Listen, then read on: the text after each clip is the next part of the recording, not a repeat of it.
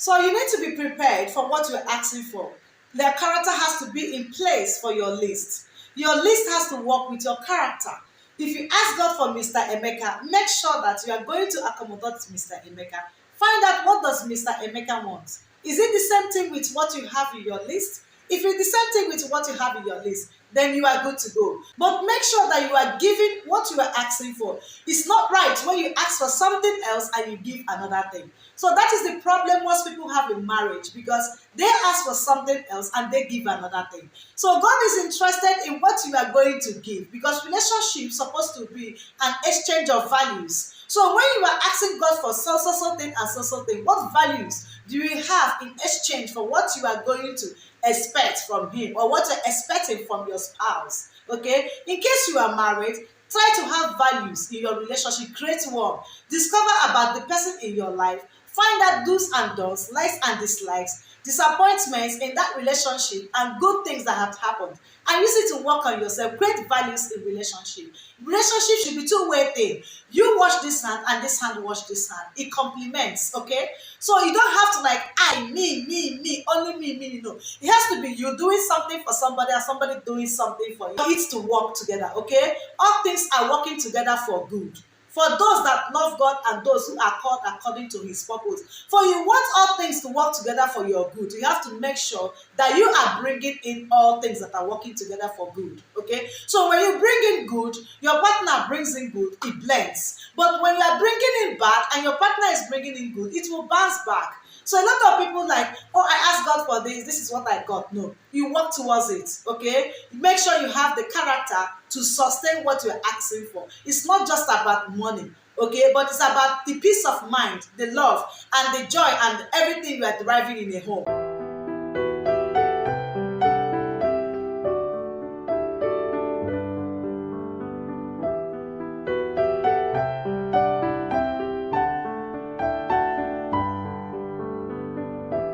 Hi, welcome to my family life with Dr. Chika. I hope you're enjoying your family and your day is going on well.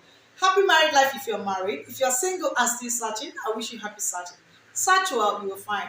Thank you very much for taking your time to view my video. If you haven't subscribed to my channel, please do subscribe and share my videos. Like the video and also drop your comments if you have any on this topic.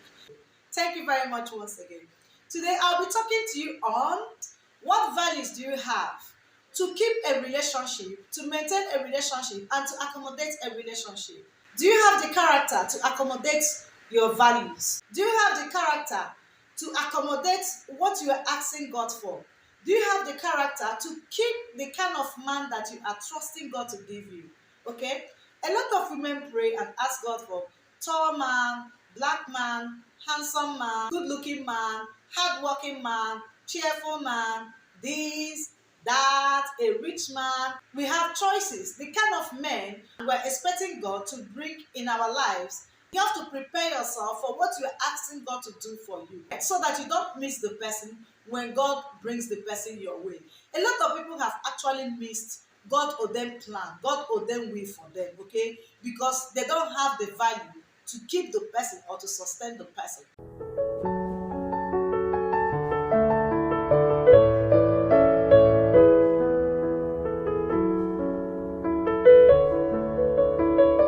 Different kinds of values: academic values, spiritual values, financial values, mental values, intellectual values, business values, and so on. So if you are expecting a value, what kind of value are you creating for the next person?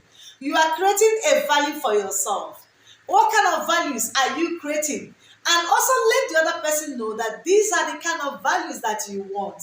And if you are in marriage already, you have to make that agreement of your value with your partner in order to make it work and to blend, so that you guys will pray together in order for that vision to come to pass. But if your values are outside your marriage, it is not gonna work.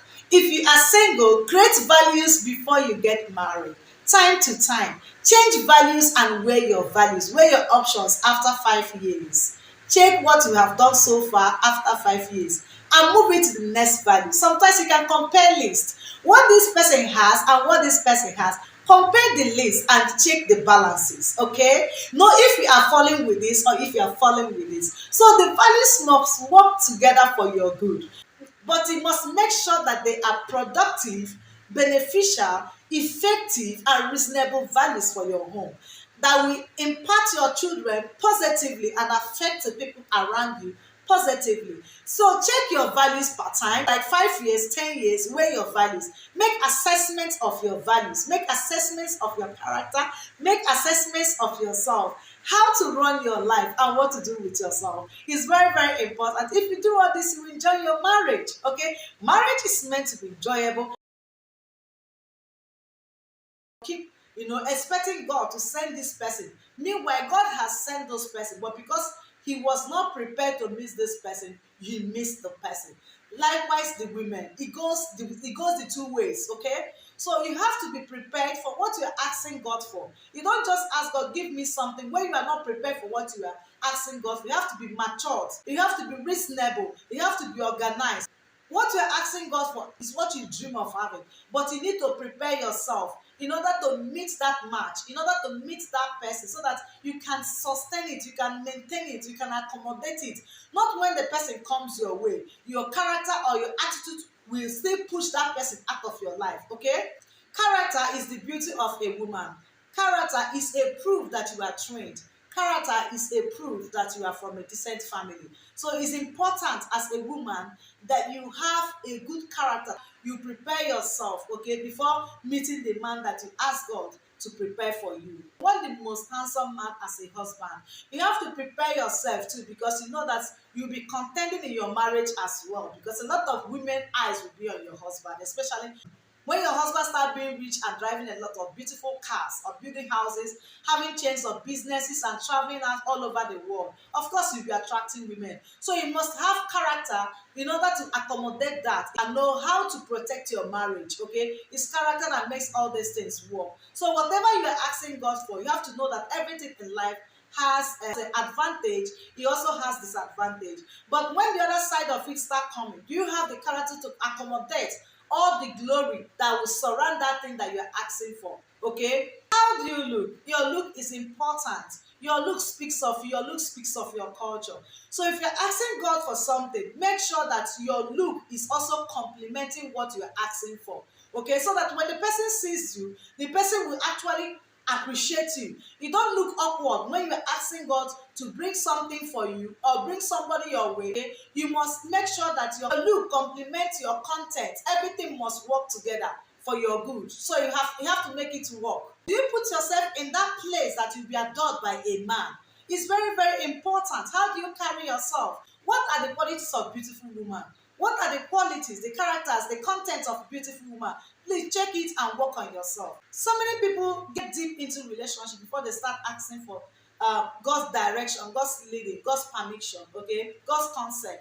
It's wrong for you to do, especially if you're a believer, if you're a Christian. When you start accepting a relationship, you must make sure that God is ahead of you. Okay, don't let your appearance deceive you. A lot of ladies are so beautiful. Of course, these days we have a lot of beautiful ladies, and a lot of ladies are so beautiful and they believe that their hips or their boobs are their investment. Okay, and is their weapon or their engine room. Of course, it's engine room, is their weapon, but that is not all.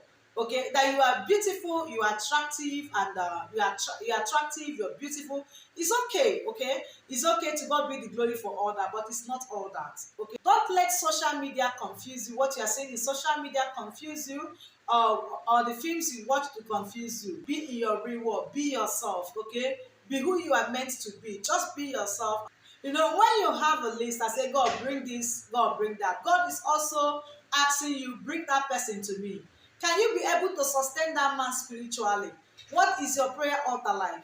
Are you a fasting type? Are you sure that what you're asking God for, that spiritually you have prepared yourself for it? So that when this man comes into your life, your prayer altar will not die. God is interested in your prayer altar. God is interested in sustainability of your relationship with him. That's why he will say yes or no. God is interested in your peace. God is interested in your future. God is interested in your destiny. God is interested in your well-being. Whether that list or that particular person you are telling him to bring your way match your destiny.